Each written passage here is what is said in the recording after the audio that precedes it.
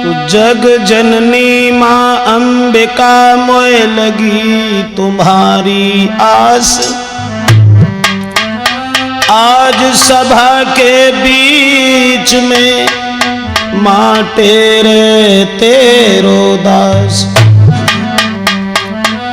तेरे तेरो दास मात अरदास सुनो तुम मेरी,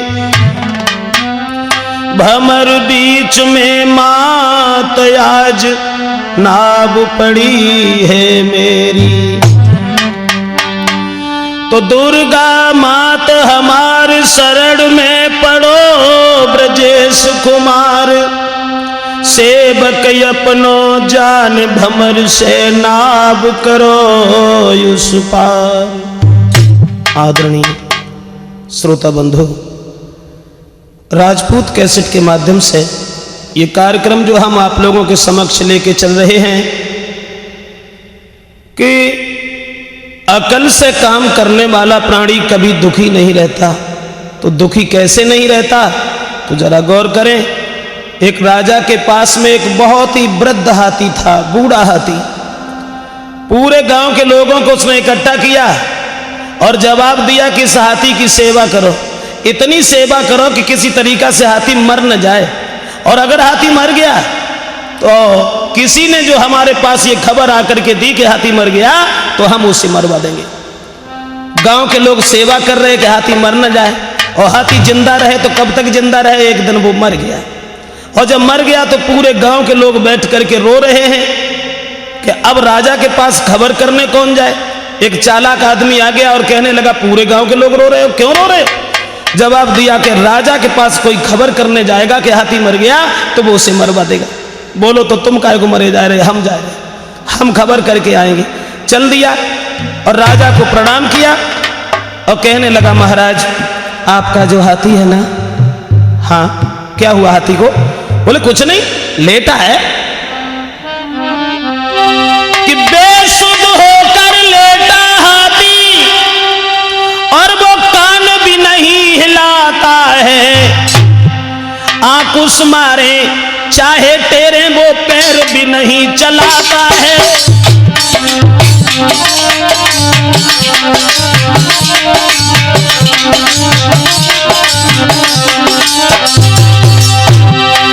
चालाक आदमी कहने लगा, महाराज आपका हाथी लेटा है, चाहे मारे चाहे टेरे, लेकिन वो कान भी नहीं हिलाता। आराम से पैर पसारे हैं, आराम से पैर पसारे हैं, यत समझदार वो हाथी है। देखा मैंने सूंड से हाथ लगाए, भाई सांस तलक ना आती है।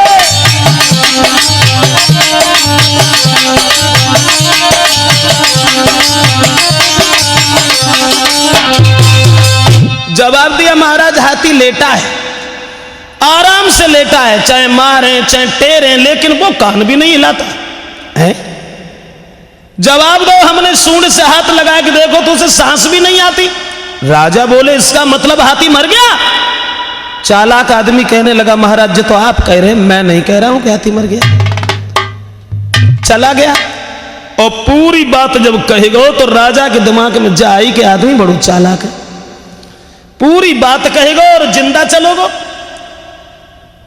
बुलाया और जवाब दो, जाए बुलाओ, इसे हम कुछ इनाम देंगे, ये बहुत चालाक आदमी। और जैसे ही इनाम को ना सुनो तो दरोगा जी बुलाए के ले गए। रास्ता में जब पकड़ लो, जब कहीं के राजा के पास चलो, चले। दरोगा जी समझ गए कि जाए कुछ इनाम मिले। तो दरोगा जी बोले, तुम्हें मालूम है क्या, यहाँ का नियम कुछ और है। कौन सा नियम है? तो दरोगा जी बोले, तो कहे दरोगा ये भाई, जो इनाम यहाँ से पाता है और आधा हिस्सा मेरा होता है, आदर से देकर जाता है।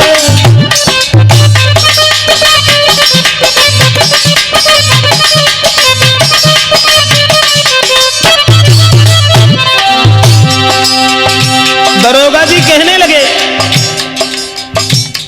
जो भी इनाम यहां से मिलता है तो आधा हिस्सा उसमें से मेरा होता है। आगे बढ़ के दीवान मिले, बोले चौथाई मेरा है।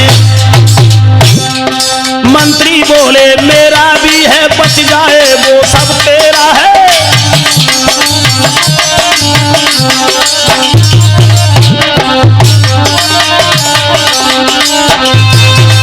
जवाब दो दरोगा जी ने कि आधा हिस्सा तो मेरा है।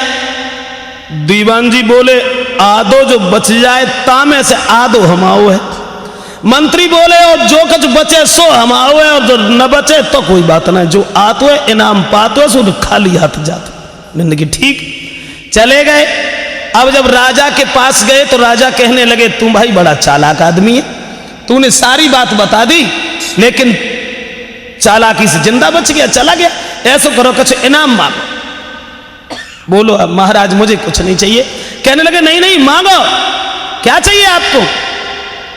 तो चालाक आदमी बोलो दो हाथ जोड़े के महाराज और कुछ ना चाहिए, एक इनाम दे दो। कहा कि 100 जूता केवल चाहता हूं और कुछ नहीं चाहिए।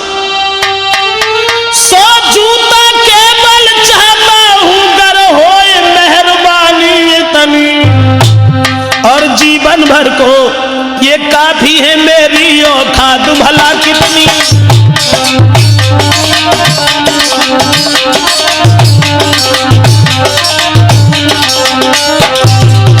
और कुछ नहीं चाहिए। चालाक आदमी बोलो केवल 100 जूता दो। राजा सोचने लगो जो है क्या? जवाब दिया महाराज हमारी भला औकात क्या है, 100 जूता हमें चाहिए। बस दया धामिए दया करो, दया धामिए दया करो, सेवा में करूं बताओ कितनी। नर नारी करें पढ़ाई को, खुश होवेगी मेरी पत्नी।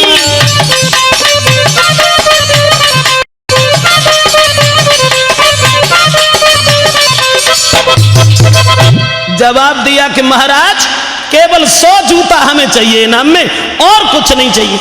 इतनी बात जब सुनी राजा बोले चलो कोई बात ना, ऐसो करो हो सकते जे जूता जाने कमू पहन ना पाए, गरीब आदमी है, इसे ले जाओ बाजार में और बढ़िया बढ़िया जाए खूब अच्छे कीमती जूता पहनाओ। बोलो सोना है 100 जूता हमारे मारो। राजा को क्रोध आ गया और जवाब दिया कि जे हम जाए इनाम दे रहे, जो जूता खाए वो चाहे रहो, जवाब दो जाओ लगाओ जाके 100 जूता। तो जूता लेके जैसे ही आदमी आगे बढ़ो तो बोलो रुक जाओ, सब इनाम हमाओ ही धो रहा हूं। बोले दरोगा जी आधा हिस्सा तो आपका है, और छोटो या बड़ो पसंद करो, देखो जे कौन नापता है।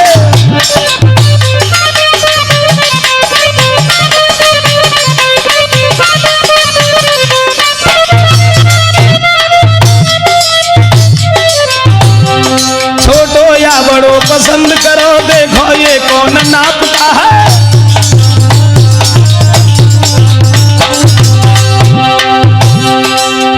जवाब दिया महाराज इनाम में पूरा मेरा इनाम नहीं है।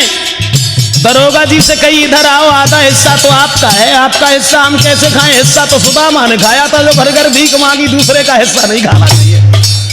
अब 50 दरोगा जी में लगवाए और दरोगा जी के बाद दीवान जी से कही आप आओ, चौथाई तुम भी ले लीजिए, ये धर्म का नहीं पाप का है, और मत बचा हुआ मंत्री को दो, इसमें क्या मेरे पाप का है।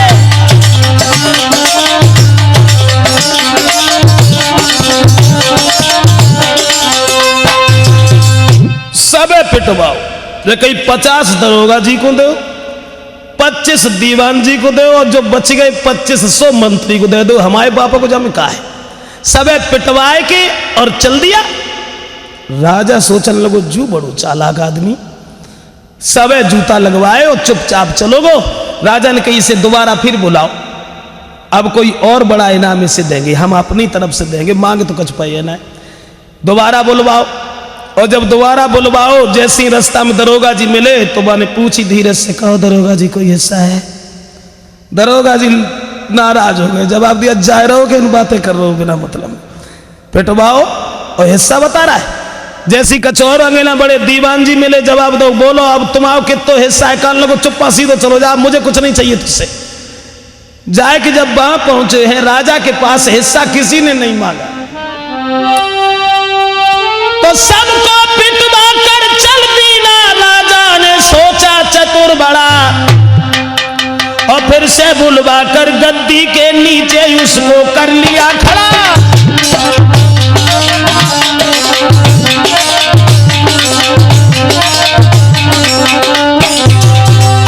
उसके बाद उसकी अकल की तरफ देख करके, उसकी बुद्धिमानी की तरफ देख करके राजा ने मंत्री ही उसको कर लेना, मंत्री उसको ही कर लेना। राजा ने कीना हुक्म कड़ा, एक हार गले में डाल दिया, हीरा पन्ना से हुआ जड़ा।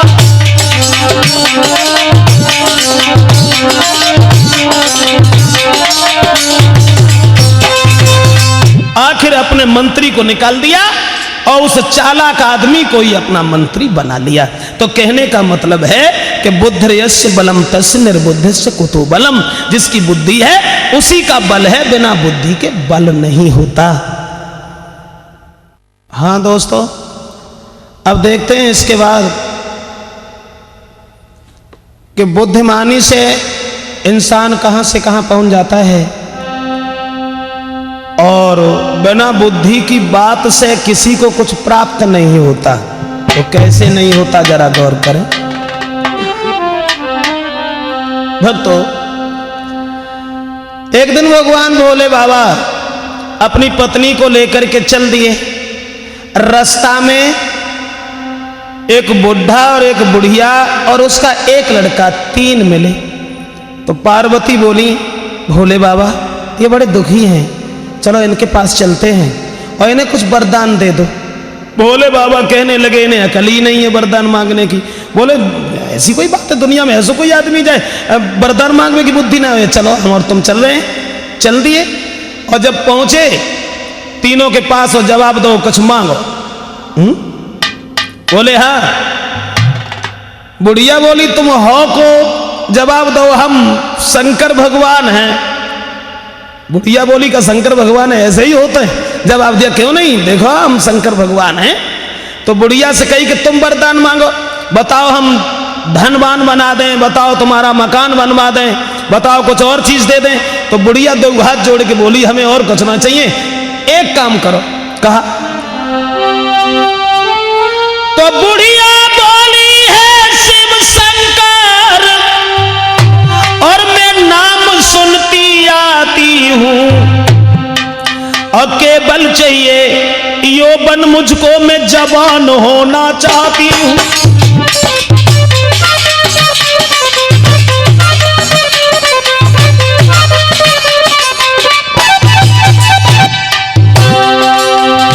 जवाब दिया और कोई चीज नहीं चाहिए। भोले बाबा इस बुढ़ापे से हम बहुत दुखी हैं, बुढ़ापा हमें नहीं चाहिए, हम जवान होना चाहते हैं। बोली बुढ़िया बोली है शिव शंकर मैं नाम सुनती आती हूं, केवल चाहिए यौवन मुझको, मैं जवान होना चाहती हूं।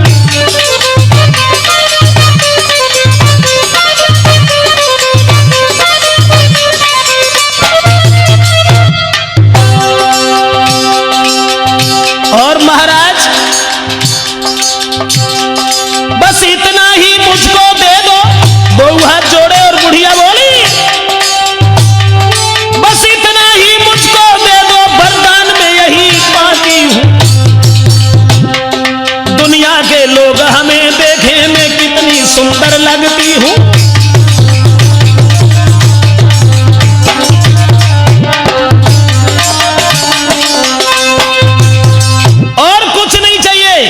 न धन, न दौलत, न मकान, केवल हमें तुम जवान बना दो, जो हम जवान हो जाएं। इतनी बात सुनी तो शंकर भगवान बोले ठीक है। तुरंत उस बुढ़िया को जवान कर दिया, और जवान जब भाई नई लड़की बन गई, और जब लड़की बन गई सब डुकरा देखते ही खंचरेगा, और सोचन लगो जतो भगवान की दया से लड़की बन गई। अब बुढ़ा से कही तुम कुछ मांगो। बोले महाराज क्या हम मांगे? जवाब दिया हाँ मांग लीजिए, जो मांगोगे वही तुम्हें मिल जाएगा। तो दो हाथ जोड़े और बोलो महाराज और कुछ ना चाहिए। बुढ़ा बोला है परमेश्वर, और मेरी छोटी इच्छा भर दो, और जितनी आफत देना चाहो वो ला करके मेरे सिर धर दो।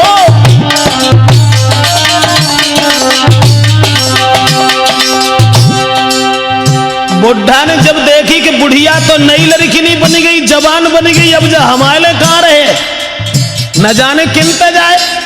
दो हाथ जोड़े और जवाब दो भोले बाबा और कुछ होना चाहिए हमें वरदान में। हे दीनन के हितकारी तुम, हे दीनन के हितकारी तुम, केवल मुझको इतना वर दो। कितना? मेरी नारी जो जवान भई इसको फौरन कुटिया कर दो।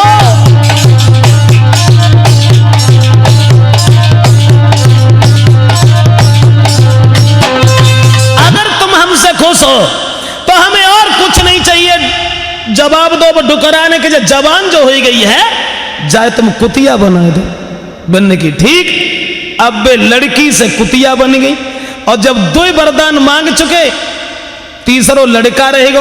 अब लड़का से कही लला तुम कुछ मांगो। जवाब दो भोले बाबा माता पिता तो दो जने वरदान मांग चुके, अब हमारा भी सुन लो। क्या? तो बोल बेटा बोला है शंकर जी, क्या बतलाऊं मैं बात तुम्हें। और मेरी माँ जैसी थी, मेरी माँ जैसी थी वैसी कर दो बतलाऊं वरदान हमें।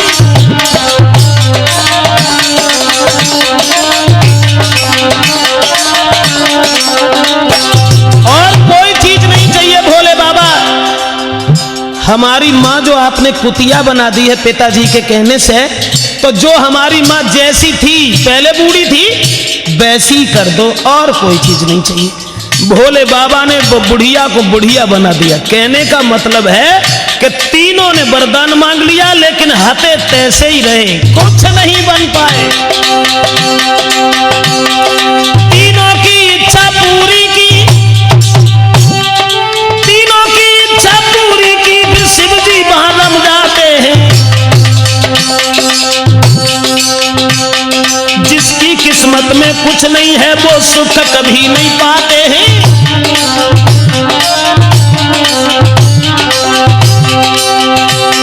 सबने मन मांगा मांग लिया, सबने मन मांगा मांग लिया, फिर बाद में वो पछताते हैं। अब अकल बड़ी या भैंस बड़ी खुद सोचो तुम्हें बताते हैं।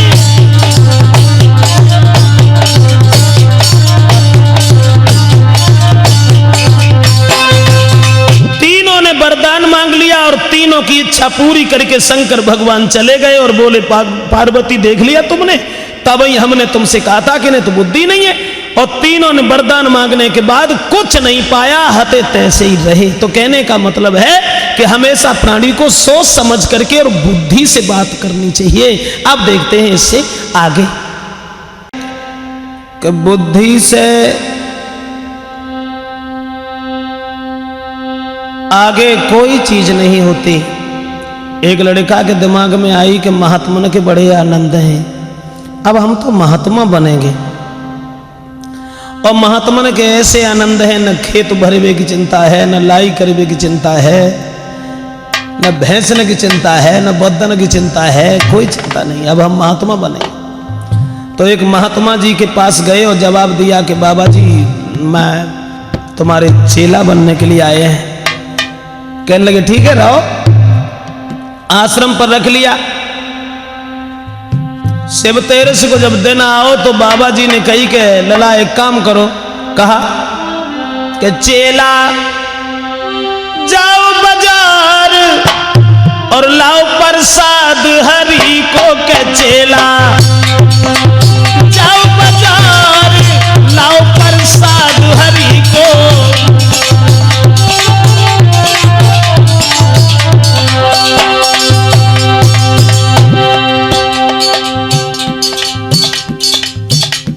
5 रुपया दे और जवाब दो कि लला जाओ बाजार जा ही रहे हो प्रसाद ले आइयो। चल दे हलवाई के पास पहुंच गए।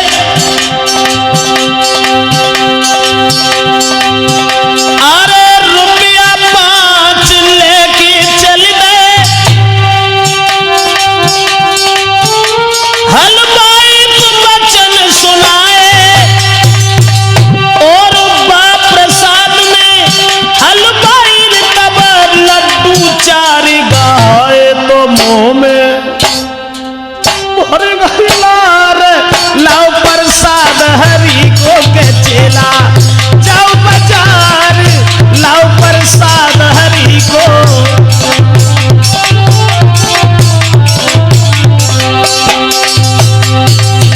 अब हलवाई के पास जब खड़े भये, हलवाई ने 5 रुपया में 4 लड्डू दे और जब लड्डू देखे तब मुंह में पानी भरे और सोचने लगे लड़ुआ हमें मिलते खाए को, लेकिन गुरुजी नाराज हो जाएंगे, अब जो हम खाए कैसे। फिर दिमाग में एक बात आई, गुरुजी जो सोचेंगे कि जो बहुत दूर तक आओ है ताकि बदले में कम से कम खवाएं तो एक लड़ुआ तो खवाएं, तो ऐसा करो यही खाए लो। निकारो खाए गए। अब बचे 3 चले और होंगेला, लेकिन मन फिर यूं ना मानो। और जब मन ना मानो तब गई लड़ुआ निकारे और सोचन लगे चेला अरे बांटेंगे प्रसाद गुरुजी और जय है सबके द्वारे।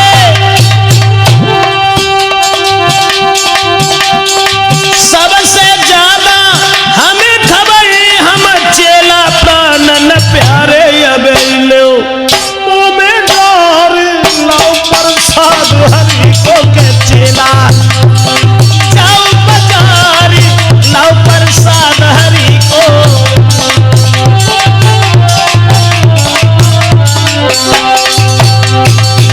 चेला सोचने लगे गुरुजी जब सबे प्रसाद बांटेंगे तो सबे थोड़ो थोड़ो दिए, हमें ज्यादा दिए, हम उनके चेला हैं। और कितो कम दिए तो एक लड़ुआ तो दिए, तो जैसे हिन खाओ तैसे हुन खाओ, निकारो बहु खाए गए। अब बचे 2 लेके और अंगेला चले, लेकिन मन फिर यूं ना मानो। बे 2 लड्डू पकड़े और दिमाग में एक बात आई, अरे सबे बांट के आश्रम पे आई है, जब कोई ना रह जाए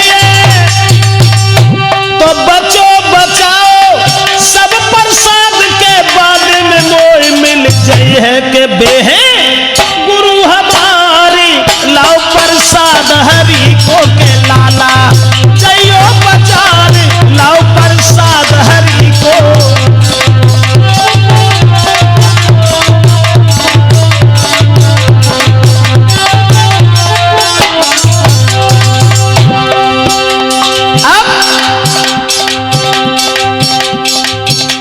जब बचे तब मन में जबात आई, गुरुजी जब सबे प्रसाद बांट के घरे आए हैं तो बचो बचाओ सब हमें मिल जाए, क्योंकि हम उनके चेला हैं। और कितों कम मिले तो एक तो मिले ही था से शुक्र खाए लो बहु खाए गए।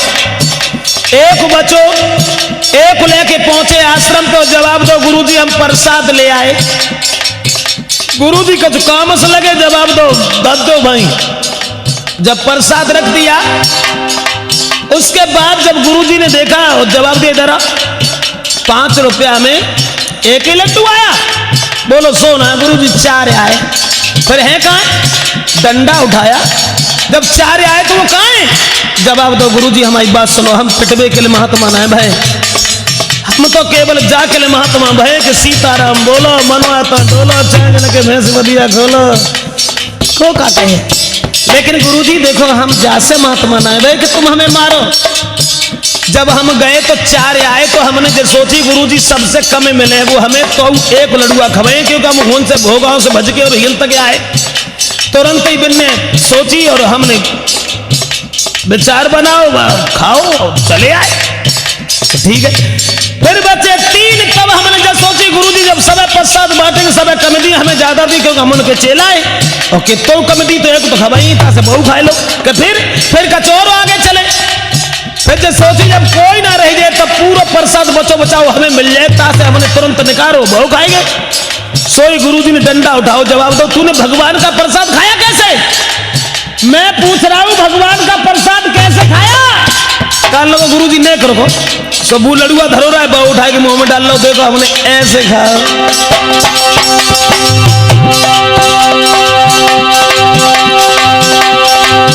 अरे लेके डंडा तब गुरुजी ने चेला को धमकायो, जवाब दिया कि तूने भगवान का प्रसाद खाया कैसे? कान लगा गुरुजी ने करो। अरे बोलो चेला रुको गुरुजी, हम रहे तुम्हें बतलाई, बचो बचाओ वो लड्डू तब लो चेला ने खाई। देखो गुरु हमारे लो प्रसाद हरि को के चेला, जाओ बाजार लाओ प्रसाद हरि को के चेला, जाओ बाजार लाओ प्रसाद हरि को।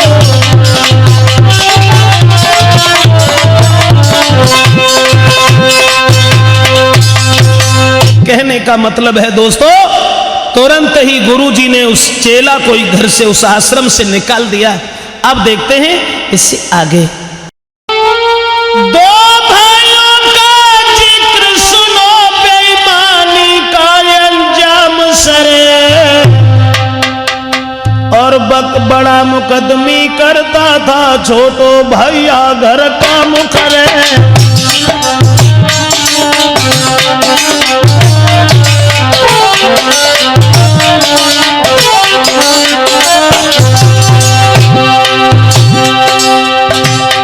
दो भाई जिनमें बड़ा प्रेम था, बड़े भाई तो नेता थे लेकिन छोटा भाई किसान था, बड़ा मेहनत करता था। एक दिन और रात कुटी कूटे हल जो आराम कर, और बड़े जात पंचायत को बस ऐसी वक्त तमाम कर।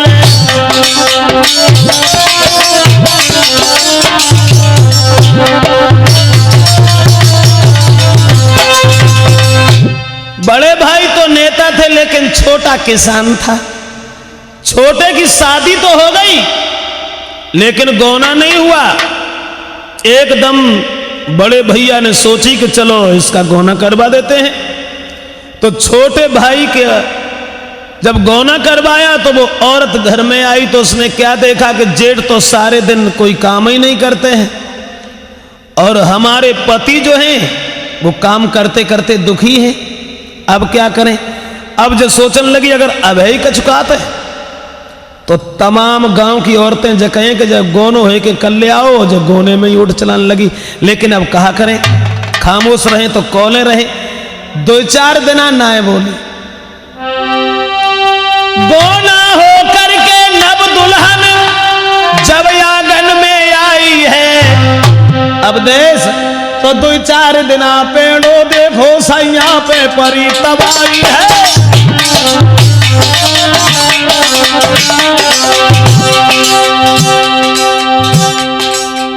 2-4 दिन ना बोली। जेठ आज ना काम करें, कल ना करें, परों करें, लेकिन जेठ काम के आने ना आया।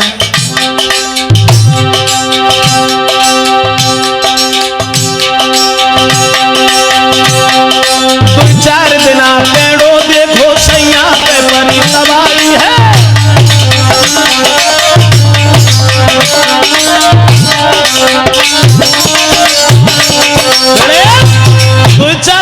बोली कि जेठ आज ना काम करें, कल ना करें, 4 दिन बाद करें, 15 दिन बाद करें।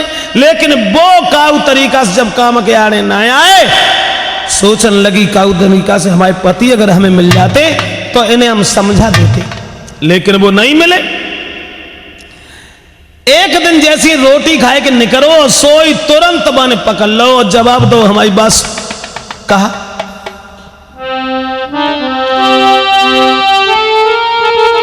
आंगन में बढ़कर पत्नी ने और पकड़ी झपट कलाई है, और तुम काम करो बेमौज करे तेरी अकल कहां बोराई है।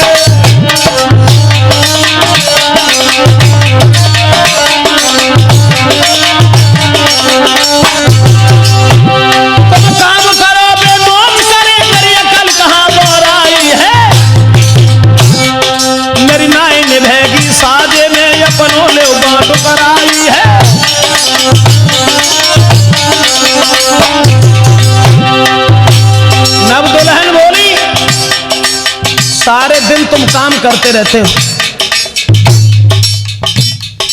ऐसो करो तुम अलग हो जाओ। इतनी बात जब सुनी तो भज दो जवान, एकदम छोटे ने भाग दो, नेता ढिल पहुंचो जाई है। मेरो आदो आदो बात कराए दो आदो घबुलाते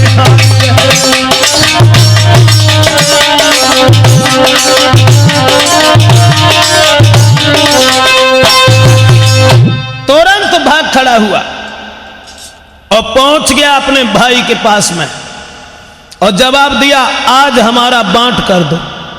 नेताजी बोले 4 ही दिन भय गोनो भय और तू भन्ना लगो। जवाब दिया वो बात नहीं है, हमारा बांट कर दो। नेताजी बोले तो क्या तू हमारी बात नहीं मानेगा? बोले बिल्कुल नहीं, पैदा हुए जिस पेट से वो बिल्कुल छूट जाए, भाई और बाप में कुल नाता टूट जाए। हम तो औरत के गुलाम हैं, बिल्कुल नहीं। मलाल परवाह यही है क्योंकि रानी ने रूठ जाए। बोले ठीक है। तो नेताजी बोले देख एक बात सुन ले कान खोल के, जो हम तुझे देंगे तुझे वही लेना पड़ेगा, और ऊदमबाजी अगर की तो तुझे और तेरी पत्नी को दोनों को घर से निकाल देंगे। कहा ठीक है। तो बड़े भाई पढ़े लिखे थे, छोटा किसान था, बिना पढ़ा लिखा था, तो बेईमानी का बांट कर बैठी और बोले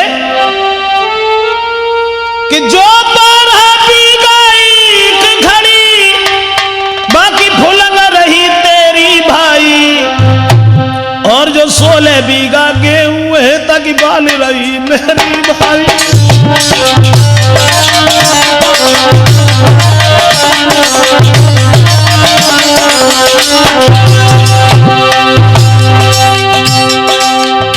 नेताजी कहने लगे 12 बीघा में जो ईख खड़ी है वो ऊपर की तुम्हारी है, गन्ना हमाओ है। बोले ठीक। और जो गेहूं है बाकी बाल हमारी है, भूसा तुम्हाओ है। बोले ठीक है। और सुनो, अरे घर में जितने कपड़ा है दिन भर धरियो अपने माई, और होए रात मेरे घरे धरो ओढ़ेगी तेरी भौजाई।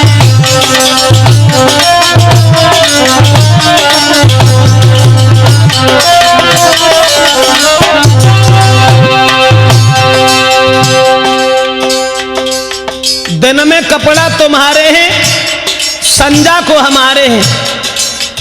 बोले ठीक। और सुनो, और घर में जो एक भैंस रही आगे की मैं लूंगो नहीं, दोहनिया को दूध हमारो है तुम खातर करियो मोघाई।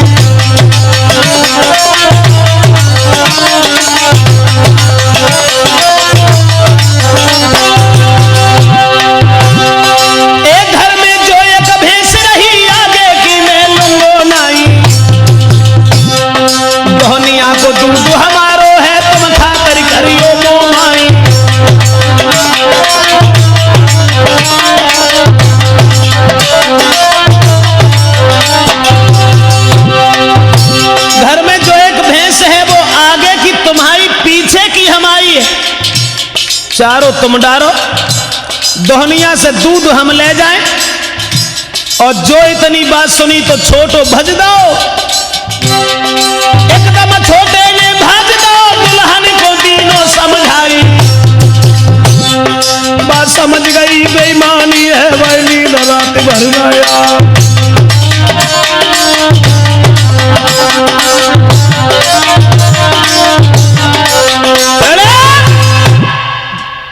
चले और सब हाल उन्होंने अपनी पत्नी को बता दिया। बस समझ गई कि जेठ ने बेईमानी करी है, तो सारी रात उसे नींद नहीं आई। रात आधी पे जगी, अपने पति के पास पहुंची और जगाने लगी, जग जाओ हम तुम्हें जगाए को आया। बे नाए जगे, चीख पड़ी, तुरंत उठ करके बैठ गया। कहने लगा कहो क्यों जगा दिया? जवाब दिया कि जेठ ने बंटवारो ना करो, बेईमानी करी है। सो कछु नींद में और रहा है, बोलो पर जाए भैया को बांट और कन्यादान एक ही दान हो तो रोज आए हो तो। जवाब दो महाराज हमारी बात सुनो। बोलो कैसी बेईमानी करी है? कहने लगी कि गन्ना जेठ ने ले लो लेकिन ऊपर को तुम्हें दे दो, तुम्हें जना मालूम कि गन्ना में तो रसोई निकलता है। छोटो बोलो हाँ जय जय भूल हो गई। जब भूल और गेहूं, जवाब दो गेहूं को तो हमने सोची लो, एक बिती की बाली तो ने दी है, लंबो बाबू सब हमने धल लो। जवाब दो तुमने गधाटू हो, बाली में तो नाज ही निकलता है। छोटो बोलो री जाओ भूल होगी। जब भूल और भैंस, भैंस आगे की तुमने ले ली, पीछे की जेठ ने ले ली, चारों तुम डारो, संजा को जिठानी है सो दूध तो ले जाए। बोलो जतो हमने सोची ना, सोची ना फिर तुमने आगे की लई क्यों? जवाब दो हम तो ता से लई आगे की कल परो रक्षाबंधन आए वे बाए सनीनो आनवाए तो घंटोरिया बांधेंगे, गेला सींगन से रखियां बांधेंगे तो भैंस कितनी सुंदर लगेगी। बोली बिल्कुल पागल हो, अब जाओ दोबारा बांट करवाओ। कहने लगी अब दोबारा बांट करवाने के बाद तब फिर आओ हमारे पास। बोले ऐसा तो ना हो पे, क्यों?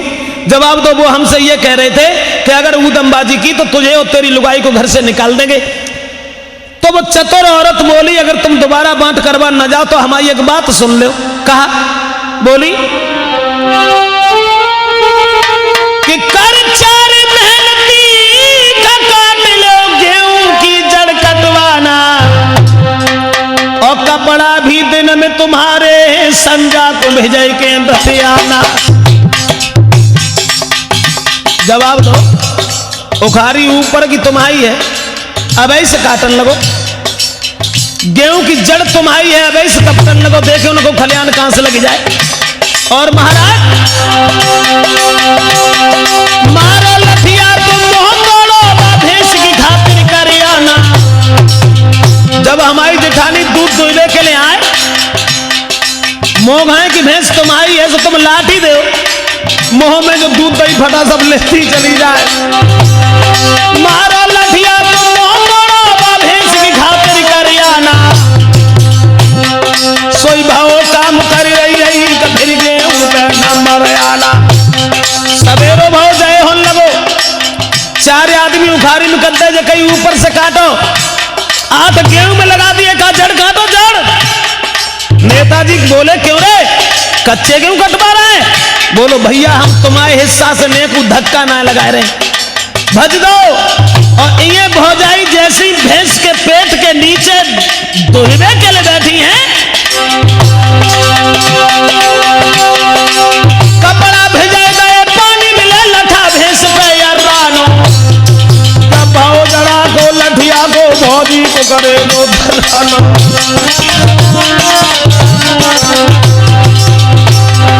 जैसी दूध दुहबे के लिए भौजाई बैठी है, बन मुंह में ऐसी लाठी दई जो भैंस के नीचे भौजाई और दोहनिया सब बतासे से बिनती फिरे। बहुत आशा बन गई, कब दूध डरो, कब दूध डरो, कब दूध डरो, कब भौजाई तब बड़े बहुत मन खिसियाना।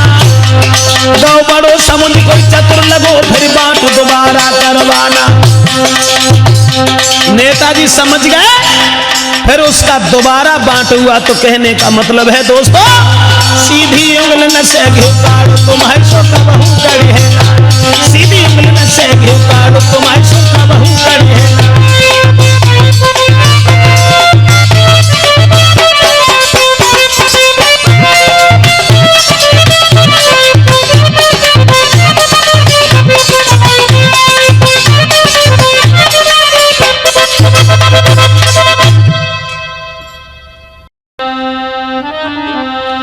और छोटा सा एक गांव जिसमें बसते थे किसान लोग, बिना पढ़े लिखे और विद्याहीन सारे थे।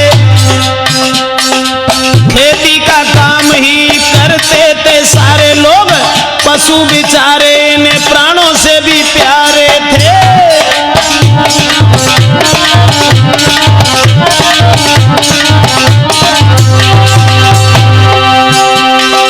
एक बार पशुओं में बीमारी फैली ऐसी, मरने लगे बाएं बाएं चिल्ला के बेचारे थे। दौड़े दौड़े सभी अरे वैद्य जी के पास गए, सुन करके बहन ऐसे वैद्य ने उचारे थे।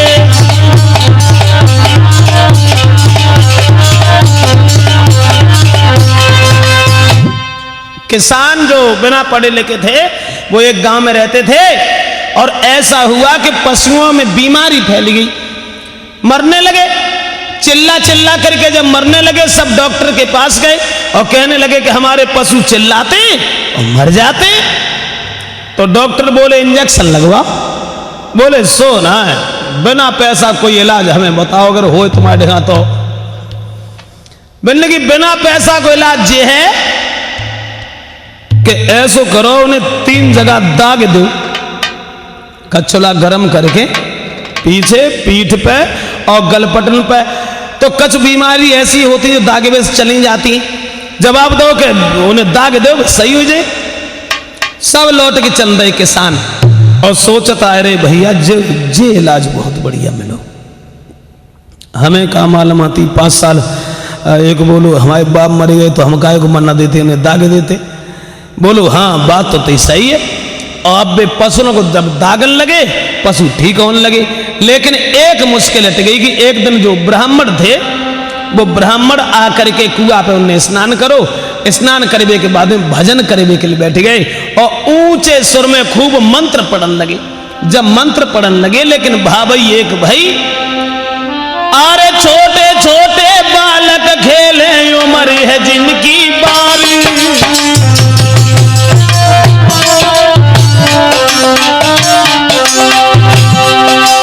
अरे छोटे छोटे बालक खेले उम्र है जिनकी बारी, सोची पंडित को हुई गई रे भैंसा नवारी बीमारी।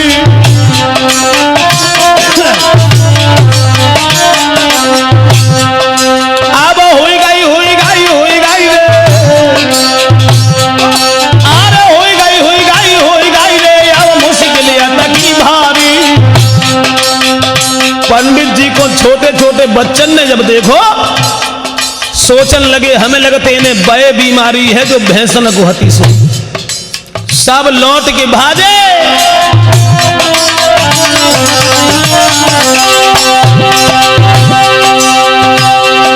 महाराज सभी वो भाग गए ही कुमार, कहिए अपने बापन से एक पंडित है बीमार, उनको जल्दी ले बचाए नहीं तो वो मर जाएंगे, उनको जल्दी ले बचाए नहीं तो वो मर जाएंगे।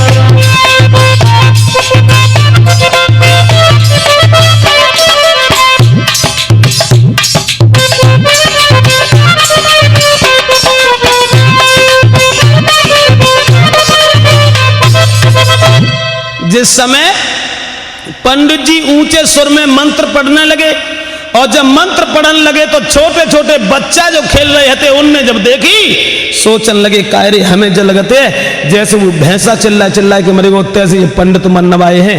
ऐसो करो का परदेसी को सफाया न हो जाए, अपने बाप से कही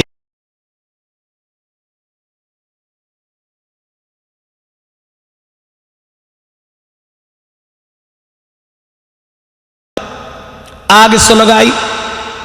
और जब आग सुलगाई तब पंडित जी मंत्र पढ़ते जा रहे हैं, अनेक धीरे से आंखें खोले के देख ही रहे हैं। सोचने लगे जगह के लोग बड़े बढ़िया मालूम पाता, हो सकते सकलें भूनेंगे हमारे, हो सकते आलू न भूने, बड़े भक्त हैं।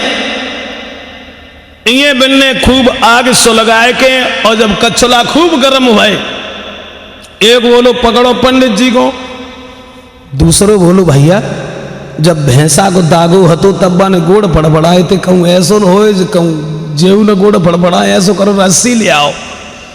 रस्सी मंगवाई और रस्सी मंगवाए कि पंडित जी को पकड़ लो, और पकड़ के बांधने लगे। पंडित जी बोले मूर्खो क्या कर रहे हो, जवाब दो, हम तुम्हारा इलाज कर रहे हैं। इलाज? हम का बीमार हैं? अरे हम वेद पाठ कर रहे हैं। मूर्ख कहने लगे वेद पाठ करे वही से तो इन मत जाता है, तुम्हें ना मालूम। कल परो हमारे एक बद्ध ने वेद पाठ करो वो मरेगा, बकरा ने वेद पाठ करो वो चलोगो, भैंसा ने वेद पाठ करो 3 दिन लो चिल्ला रहो वो मरेगा, तुम अब्याल मरे जातो। तुम कहे मूर्ख है पंडित जी हम जाने अबे बचावे,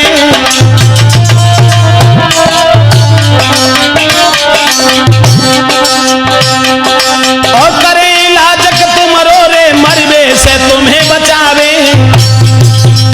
आप चिंता मत करो, हम तुम्हें मरने नहीं देंगे, तुम्हें मर्ज हो गई। पंडित जी बोले मूर्खों क्या कर रहे हो, हम वेद पाठ कर रहे हैं। मूर्ख बोले महाराज कसम खाते ही जब वेद पाठ कर गई से मर जाते।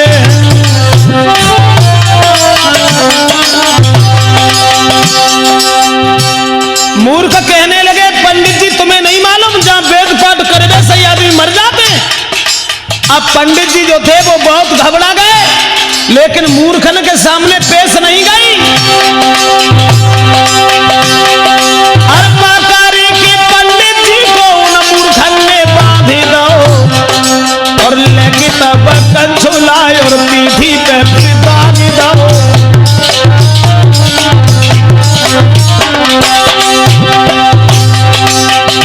जब पंडित जी को दाग दो जबरदस्ती गोड़ बांध के,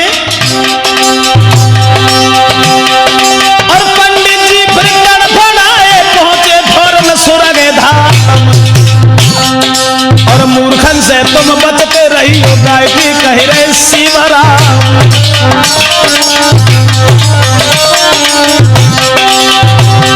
और पंडित जी फिर तड़फड़ाए पहुंचे फौरन सुरग धाम, और मूर्खन से तुम बचते रही हो तेरे कह रहे शिवराम। बड़े अंत में पंडित जी का प्राणांत ही हो गया। तो कहने का मतलब है दोस्तों कि मूर्खों से सदैव बचकर के रहना चाहिए। मूर्खों को उपदेश देना ये अपनी मूर्खता होती है। अब देखते हैं इससे आगे।